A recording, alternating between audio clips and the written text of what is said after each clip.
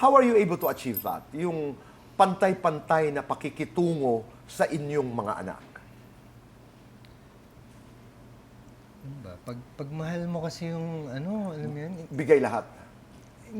Well, Hindi bigay lahat, Tito Boy. Okay. Kasi ako naman yung taga-balance nun, na walang masaspoil, yung ganon. Okay. Walang magsaspoil. gusto niya pinaghihirapan. Pinaghihirapan lahat ng bagay. So, sa bahay, ang setup namin ganon. Kahit kay Jazz, kahit na alam natin na may special needs si Jazz, disiplinado pa rin siya.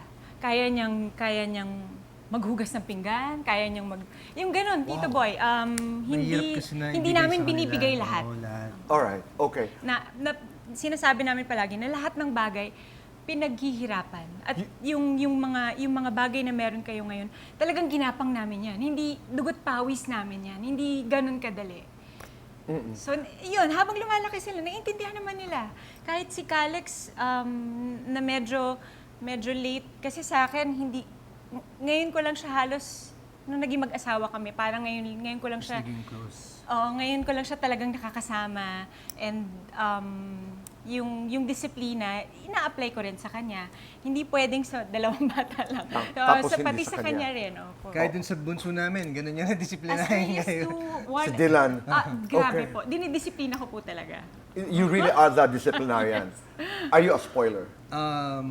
Kumbaga, sabihin na natin kung siya yung bad cop, ako yung good cop. So, Oo, doon sa arrangement na yon. May mahilig na mag-artista? May nagpaparamdam? Naku. yung pinakabunso Bunso, po, medyo Tito, grabe. maarte na.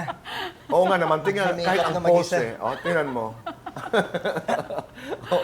Nakalalo na ngayon. Ngayon lalo po, na may ngayon. na mag-dress up.